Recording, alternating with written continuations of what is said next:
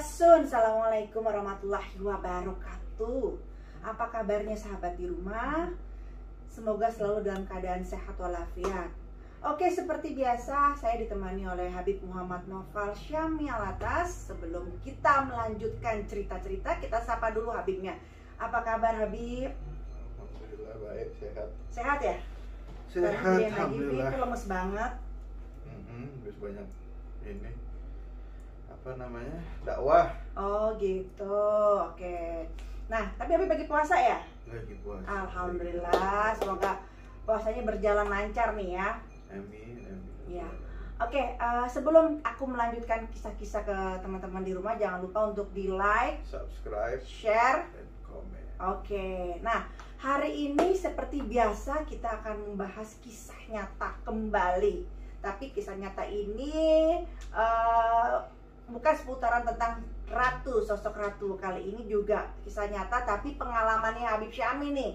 Nah, untuk langsung aja kita dengar ceritanya gimana sih dan di mana cerita itu berawal, Bib. Jadi kalau misalkan banyak sih cerita, paling kan sekarang kita lagi nyambung yang kemarin gitu loh. Dan juga sekarang juga masih banyak orang-orang yang khususnya di Nusantara itu apa namanya, di zaman sekarang bukannya berkurang malah bertambah gitu loh. Banyak memang dari kemarin juga ada yang DM, ada yang ngasih informasi tentang banyak nih uang hilang, dan banyak yang ngomong ada tuyul nih di mana namanya, di tempat saya atau di wilayah saya gitu loh. Nah, kalau masalah tuyul, pengalaman pribadi saya juga, saya pernah benar-benar ngelihat tempat jualan tuyul. Yang gede suarin dong, Bib. Kecil banget jualan tuyul. Ini jualan tuyul gede, suara udah gede. Apa jualan tuyul di situ? Di daerah mana? Di daerah Jawa Tengah, khususnya gitu loh. Daerah Gunung Kidul lah, di Jogja. Di Jogja berarti ya, di Gunung Kidul.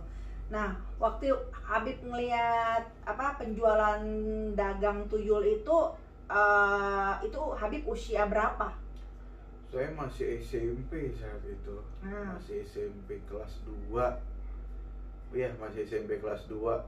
Itu saya itu karena kan dari kecil itu memang udah dikasih karunia sama Allah Ta'ala untuk bisa ngelihat hal-hal yang goib lah, yang nggak bisa dilihat sama orang-orang biasa gitu loh. Alhamdulillah.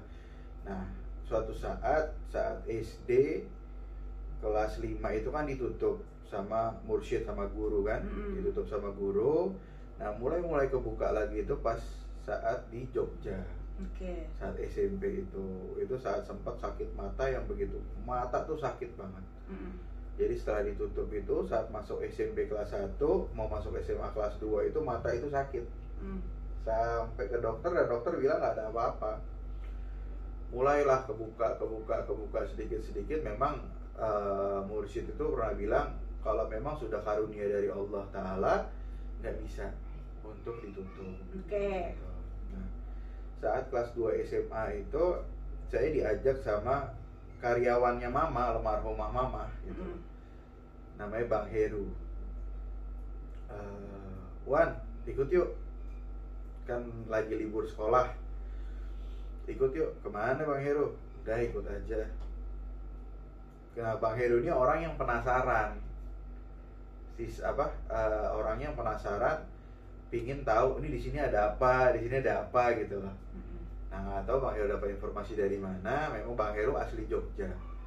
Kita diajaklah ke pantai, ke suatu pantai, saya lupa nama pantainya, di daerah Gunung Kidul. Nah, sampai sana siang, kita makan dulu, rekreasi lah, biasa rekreasi. Nah, saat asar menuju maghrib itu saya, ayo Wan, ke mana namanya, ke sana, ke pinggir. Kan dia bilang ada tempat bagus. Ya udah, kita ikut aja, ikutlah jalan. Nah, saat maghrib kita sholat, habis sholat masuk ke satu daerah, tapi nggak boleh ada orang yang ada di sana gitu. Maksudnya orang masuk ke sana itu harus benar-benar lewat penjagaan dulu gitu loh. ditanya mau ngapain lah, izin inilah itulah. Untungnya Bang Heru ini orang asli sana, jadi tahu lah untuk ini ngomongnya gitu. Nah kita masuk, nah saya lihat di pinggir pantai itu ada buletan-buletan seperti ini gitu loh. Jadi kayak ada, kalau kita mau beli ayam ada kandang-kandang bulat gitu loh. Iya. Oh, jadi kayak saung ayam yang keratan apa? Kayak kayu-kayu gitu ya, Bip? Kayak kayu gitu, cuman nggak ditutup atasnya, jadi kayak bulat gitu aja gitu loh. Oh, oke. Bulat itu, nah di tengahnya itu pasti ada pohon pisang. Di tengah dalam kandang itu? Di tengah dalam itu ada pohon pisang. Terus ditanya, Wan lihat apa? Belum kelihatan tuh awal, belum kelihatan, cuman memang hawanya di situ nggak enak gitu loh. Kok aneh nih tempat gitu kan? Yang Habib rasain hawanya gimana? Ya kayak neken aja gitu loh, nggak enak, nggak nyaman, nggak ada panas, nggak ada dingin, cuman nggak nyaman aja, males aja di situ gitu loh. Nah, akhirnya kita lihat tuh, emang ada warung di situ buat ngopi. Kita ngopi dulu di situ. Tanya Bang Heru, saya tanya sama Bang Heru itu orang ngapain kesini? Kan kita masuk aja susah. Untung Bang Heru orang asli di sini gitu kan. Nanti juga tahu, dia bilang gitu. Akhirnya saya iseng, saya jalan lihat-lihat kandang-kandang itu, karena yang jaga lagi ngurusin orang. Dilihat dari situ, tiba-tiba muncul dari apa namanya, pelepah pisang itu loh, pohon pisang. Muncul kayak ngagetin gitu. Wah, saya mundur, jatuh ke planting. Saya lari pertama ke Bang Heru. Bang Heru itu makhluk apaan? Ya seginilah makhluknya. Dari sini nih, segini nih. Kecil ya? Kecil banget. Banget ya? Tuyul itu nggak gede segini, nggak segini nih. Sebotol aqua lah. Oh, intinya nggak kayak di film-film lah ya? Enggak, film itu kan buatan. Ini segini. Ada Bang Heru, tegesin lagi. Itu nggak apa-apa, itu tuyul, cuman dia nggak bakal bisa keluar, dia bilang. Tuyul, saya bilang. Iya, itu orang-orang pada mau beli tuyul katanya. Terus? Akhirnya, oh ini toh yang namanya aslinya tuyul nih, bentuknya begini gitu loh. Akhirnya saya maju sama Bang Heru temenin. Nah pas saya lagi lihat, nah adalah penjaganya. Nah Bang Heru ngomong kalau ini bisa lah ngelihat gitu, karena kalau mau lihat orang itu harus dibakarin dari abunya pelepah pisang. Oh. Jadi kalau mau lihat tuyul di situ, jadi ada pelepah pisang itu dibakar. Nah abunya itu diusapin ke mata. Oh, tapi ada bacaannya dong, Bib? Ya pasti ada gitu. Okay. Ada, udah. Nah baru pada bisa ngelihat tuh yang mau pembeli itu, yang mau pesugihan itu gitu loh. Nah saya lihat, ya itulah segini. Terus mulutnya itu apa? Lurus gitu loh ke atas. Jadi, kalau kita kan ke samping kanan kiri, kalau dia atas bawah. Oh alah. Atas bawah betaring. Kecil. Matanya, Bib? Matanya biasa, matanya besar. Matanya besar, nggak ada alisnya. Jadi cuma mata doang gitu. Lebihin dari mata manusia ya? Iya, lebihin. Jadi kalau kita kan segini ya, kalau ini nih segini nih. Hah? Gede banget. Hidungnya juga nggak ada, cuman titik 2 doang gitu buat nafas kali ya. Oke. Begini. Terus ada yang bertanduk, ada yang enggak. Oh, beda-beda? Beda-beda. Oh. Tergantung, katanya sih tergantung tingkatannya tuyul itu gitu loh. Maksudnya tingkatan? Apa namanya? Tingkatan keilmuan lah atau apa. Karena kan tuyul kan katanya bermeditasi juga gitu loh. Dia gitu. Semedi juga gitu loh. Dia semedi. Nah di sininya nih bulu sampai pantat. Bulu semua. Di sini nih. Rambutnya botak, cuman di sini nih. Ini bulu nih. Bukan rambut, jadi bulu dari sini sampai pantat. Tapi ininya nggak berbulu? Nggak berbulu, jadi bulunya cuma di sini doang. Oh, itu warnanya apa, Bib? Kayak kulit biasa, kayak kulit manusia biasa. Cuman ada sesuatu hal, kata kita tanya, emang cuma seperti ini aja apa bentuknya gitu kan. Ternyata ada yang lebih ganas-ganas lagi tuyulnya gitu loh. Ada yang warna merah, gitu. Ada yang warna hitam, ada yang warna kuning gitu ada. Saya bilang kok kayak pelangi gitu loh. Tapi tergantung tingkat kesaktiannya tuyul tersebut gitu. Yang bertanduk pun itu kata orangnya itu sudah bermeditasi atau ibarat kata semedi lah. Itu udah 500 tahun baru dia bisa keluar tanduk. Lebih mahal pasti ya? Lebih mahal. Dan lebih katanya lebih susah untuk ditangkap atau lebih susah untuk dicegah lah untuk ngambil duit gitu loh. Nah, yang Habib lihat warna apa? Warna biasa. Pas saat itu warna biasa. Biasa tuh? Warna kulit kayak kita gitu. Iya. Pucat tapi. Pucat ya Beb ya? Pucat. Sepasang. Jadi satu bulat itu sepasang. Jadi nggak boleh kalau orang mau pesugihan tuyul itu satu tuyul nggak boleh, harus sepasang. Kenapa? Jadi yang bekerja itu satu, gitu loh. Nah yang perempuan itu di rumah. Jadi ini sepasang, cewek cowok. Cewek cowok. Jadi yang perempuan di rumah, yang lakinya itu kerja. Tuyul aja ada itu ya, ada etika ya, kalau laki-laki keluar, kalau perempuan di rumah, masya Allah. Jadi takutnya kata orangnya sih kalau misalkan nggak sepasang, nah tuyul ini bisa pergi kemana-mana, harus ada yang ngikatnya di rumah. Gitu. Alah.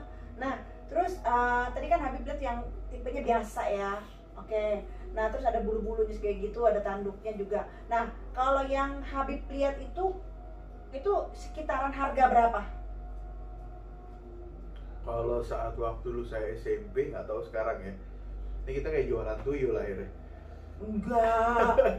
Ini buat edukasi aja gitu ya Pak. Jadi dulu itu pernah sempat nanya sekitar, kalau untuk pesugihan kan ternyata ada step-stepnya lagi gitu loh. Kalau untuk itu, untuk bayar maharnya ke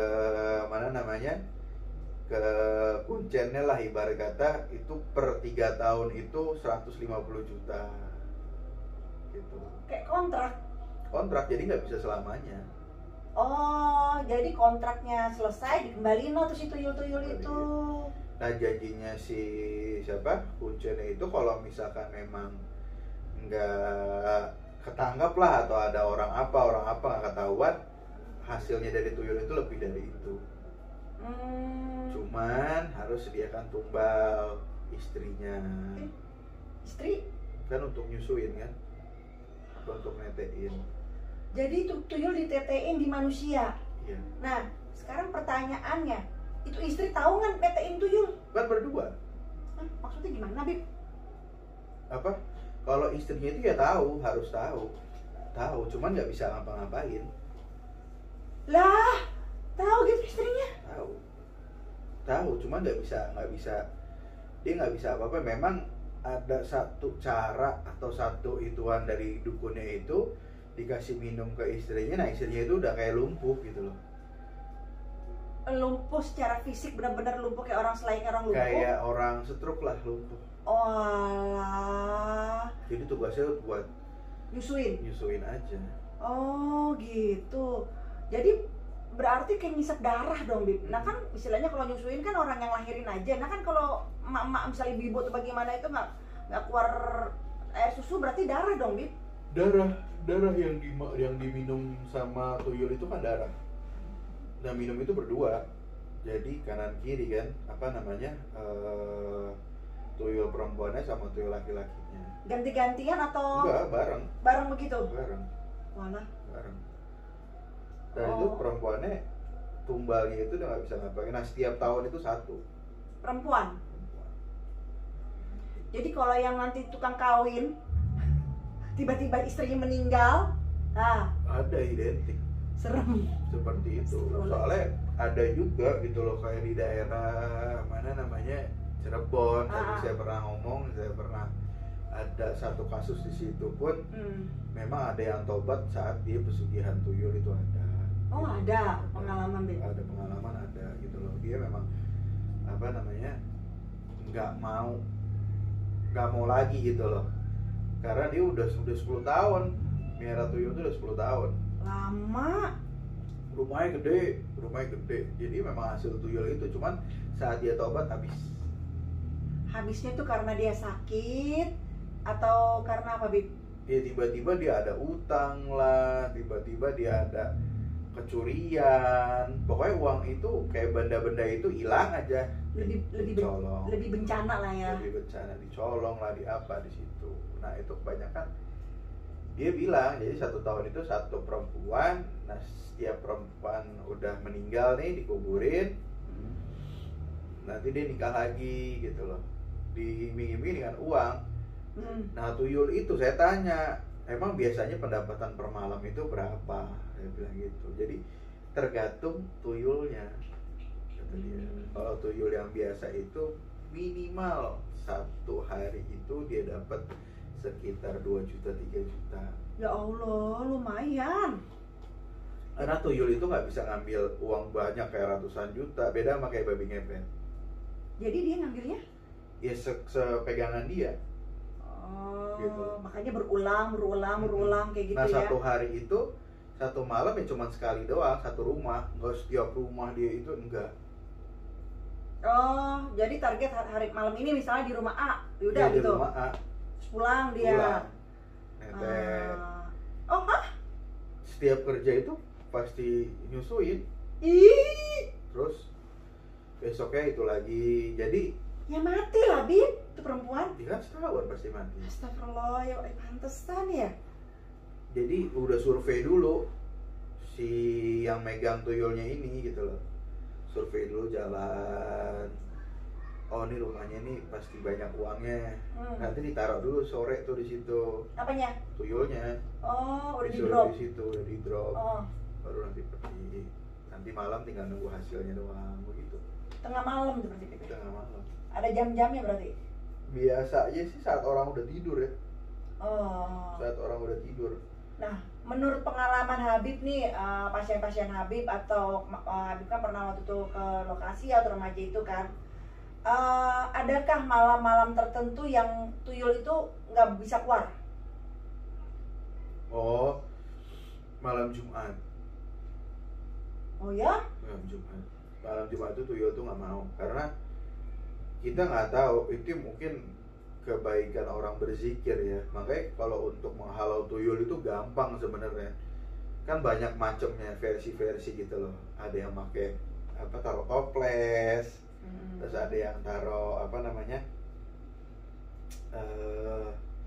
kaca, ada yang macam-macam lah. Sebenarnya kalau untuk menghalau tuyul itu gampang. Bukan tuyul aja sih sebenarnya. Kenapa malam Jumat tuyul itu nggak mau itu?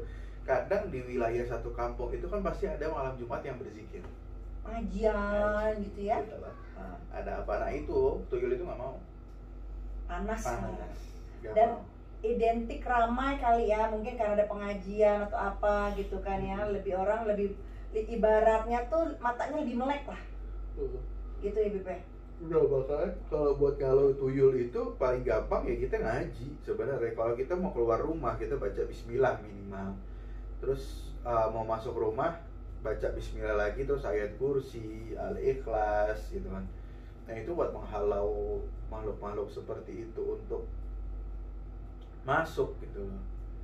Terus maghrib jangan buka pintu. Pintu itu jangan ngablak. Karena masuknya itu tuh maghrib. Gitu. Oh si tuyul? Tuyul itu masuk maghrib. Oh jadi dia udah di drop duluan. Iya kan, sore ya? itu udah di drop duluan. Nah saat lengah maghrib itu masuk dia. Atau orang-orang yang keluar rumah atau masuk rumah nggak baca bismillah, itu masuk dia. Situ. Dan masuk itu nggak langsung ngambil duit, dia nunggu dulu. Jadi bolak-balik dia gitu. Oh Di wilayah rumah itu. Kayak spa ya, di mata-mata dulu gitu. Baru tengah malam dia itu ya bekerja. Baru bekerja gitu loh. Eksekusi dia tuh langsung malam-malam dia.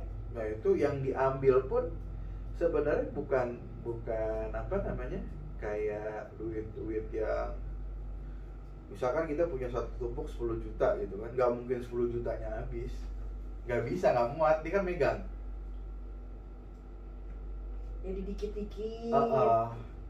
Maksimal itu 3 juta. Lumayan lah, banyak juga. Sehari. Yang jaga si perempuannya. Biar dia tahu jalan pulangnya. Nah, kalau misalnya ada yang ketangkap nih, Bib, kan suka ada kasus bisa ada orang yang bisa menangkap tuyul. Nah, orang yang dagang itu gimana tuh? Orang yang dagang itu ya apa namanya, nanti si yang tuyul perempuannya itu belingsatan gitu loh. Ibarat kata marah. Karena nangis lah ketangkap itu loh, ngasih tahu. Nah, bagaimana caranya orang yang pesugihan itu buat ngambil itu tuyul? Gimana ceritanya ya? Misalkan nggak bisa, ya udah berarti pesugihan itu selesai. Nah, yang perempuan ini bakal ngabisin si pesugihan tersebut. Gitu, marah kan, marah. Lah, bolehnya dia marah, kan dia yang jagain. Makanya pesugihan tuyul tuh begitu, mau nggak mau serem juga gitu loh. Pasti ada efek sampingnya ke kita juga. Satu, kita pesugihan istri gitu kan, buat netein. Terus kalau misalkan dia ketangkap, kita habis sama yang perempuan. Makanya yang perempuan itu kan jaga di rumah. Oke. Galak juga berarti yang perempuan ya. Oke. Pokoknya intinya setiap dia habis kerja, dia pasti nete atau nyusuin gitu ya. Pasti. Dan itu berarti kan bisa tiap hari dong. Wajar kalau dia mati ya, Bib ya. Setiap kerja, pokoknya kan maksimal itu setahun. Perempuan itu setahun mati. Artinya dia tinggal beli rekam medis, tinggal beli apa buat nyelimurin kematiannya, kubur. Itu serem juga sebenarnya. Nah, pas habis dikubur pun itu ada waktunya untuk dia nikah lagi, dan itu harus. Karena dia karena kontrak tetap berjalan ya, Bib. Berjalan sampai kontraknya habis. Kalau dia mau lanjutin ya bayar lagi, enggak ya udah habis di situ gitu. Gitu ya. Bedanya sama pesugihan-pesugihan yang lain. Tapi kayaknya nggak semua perempuannya tahu kali ya, Bib. Pasti tahu.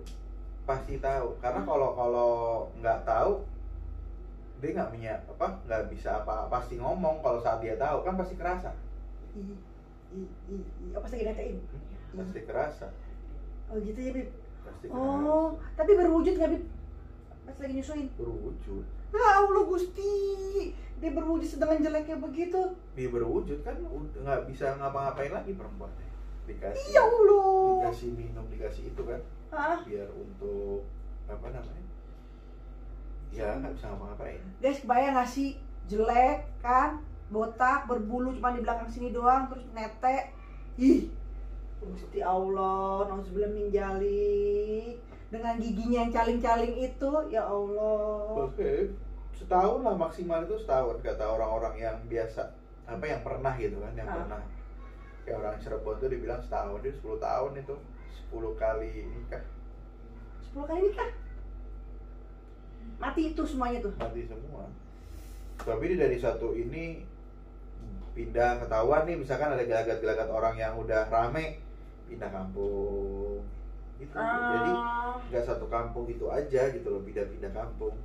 Muter lah ya dia. Jadi dia punya rumah utama di sini. Nah, dia mau target rumah yang mana nih? Ya dia kontrak di situ. Allah, niat dong, Bib. Iya, memang harus begitu. Emang ada jarak nggak, Bib?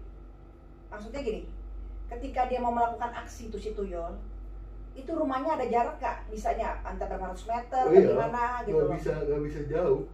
Nggak bisa jauh. Nggak bisa, misalkan saya di Kalongan gitu loh, terus mau ituan di Batang, ya nggak bisa. Gitu. Kalau saya mau itu di Batang, ya saya harus kontrak di Batang. Atau misalnya gini, di suatu kampung ini terus dia kampung sebelah. Nggak bisa. Jadi sebenarnya ketahuan kalau ada yang punya tuyul, berarti orang terdekat juga. Sebenarnya gampang. Makanya kan sekarang udah jarang. Ada baunya nggak sih, Bib, tuyul? Amis. Kayak bau bangke ikan. Amis. Enak banget dong. Sama tuh baunya amis. Semuanya amis. Nggak ada yang lebih menyengat atau bagaimana Enggak, gitu kan semuanya karena amis. ilmunya lebih jago. Enggak, semuanya amis. Nah, pertanyaan saya, Bib, tuyul tuh menikah nggak? Kan ada pasangan ya nikah. Oh gitu ya. Nah, Ini amit cabang baik. jadi kayak peternakan. Tuyul itu kan sebenarnya gini. Tuyul itu kan ibarat kata kayak, ini versi saya ya. Tuyul itu kayak anak dari jin, punya anak, cuman yang apa namanya punya, ya maaf lah, kuntet gitu loh. Oh gitu. Jadi ya di lingkungan jin itu juga ada yang kayak gitu-gitu guys. Jadi mungkin ada anak-anak yang beda dari jin-jin lain, dari anak-anak yang lain, yaitu dijadikan tuyul. Tuyul itu kan sebutan. Hah? Sebutan warga-warga Nusantara gitu. Oh. Tuyul. Nah, waktu Habib ke daerah Kidul ya, itu banyaknya yang jual perempuan apa laki-laki? Laki. Oh laki. Nggak ada orang jual tuyul perempuan, nggak ada, laki semua, dan yang pesugihan perempuan, laki. Oh jadi pembelinya laki semua? Iya, kan korban perempuan yang dikembali. Gitu. Tuh, jadi to the point. Ya jangan sampai juga jadi curiga sama yang lain nih. To the point, ya berarti tahu kalau yang jadi mentornya itu ya laki-laki. Kalau untuk tuyul gitu kan. Nah, yang dikorbankan itu ya perempuan. Nah, setidaknya punya bayang-bayangan kalau misalnya ada yang curiga di sekitarnya gitu. Terus udah gitu dia nggak mungkin jauh-jauh dari lingkungan, pasti lingkungan ya kalau dari kampung situ ya kampung situ yang hilang, dia nggak mungkin pindah ke kampung sebelah gitu. Oke. Tapi kalau kata Habib kan ada tuyul yang ilmunya tinggi, mungkin bisa. Itu kan bedanya dia kedeteksinya itu susah gitu loh. Oh, cuma masalah dari deteksi sama ngambil aja. duitnya itu lebih banyak lah. Oh. Dia lebih bisa ngerangkul lebih banyak. Lebih gede dong Bib berarti. Nggak lebih gede, semua sih sama. Cuma dia lebih, tangannya itu lebih panjang gitu, lebih ngerangkul duitnya itu lebih banyak. Terus apa namanya, lebih ganas lah. Soalnya tuyul itu kan nggak semua ngambil duit. Terus Bisa buat nyantet juga, buat ngambil nyawa juga bisa gitu. aku baru denger nih, kalau tuyul bisa nyantet dan bisa ngambil nyawa. Iya, bisa buat bahan untuk nyantet juga. Dikagetin gitu bang orangnya? Enggak lah, di apa namanya, jadi dia buat apa ya, buat ibarat kata kayak kurir lah, untuk ngirim santetnya tersebut atau racunnya tersebut di situ. Oh baiklah, jadi dia lebih ke situ ya Bib ya. Oh jadi multifungsional lah dia lah ya. Karena kecil kan. Nah Bib, kan berarti dia lewatnya itu karena kalau pintu tertutup dia tetap bisa masuk dong berarti? Oh nggak bisa? Oh makanya tadi pas maghrib pintu kebuka dia masuk lah. Pokoknya kan jin itu tidak ada yang bisa nembus pintu. Itu udah apa namanya, udah mutlak sebenarnya. Jin itu nggak bisa yang namanya nembus pintu, nembus tembok. Malah yang bisa itu manusia nembus pintu, nembus tembok. Oke. Gitu. Terus Bib? Gitu. Jadi ilmunya jin sama manusia itu lebih tinggi manusia daripada jin. Makanya kita itu kan kadang kalau kita buka lemari ada doanya, minimal bismillah. Kita ngambil uang ada doanya bismillah gitu loh. Nah itulah celah-celah mereka untuk ngambil tersebut gitu. Begitu ya. Jadi serem juga ya pertuyulan dan nggak nyangka masih ada juga dan makin marak gitu ya. Dan ternyata yang banyak justru laki-laki karena korbannya perempuan gitu. Iya, jadi beda sama babi ngepet.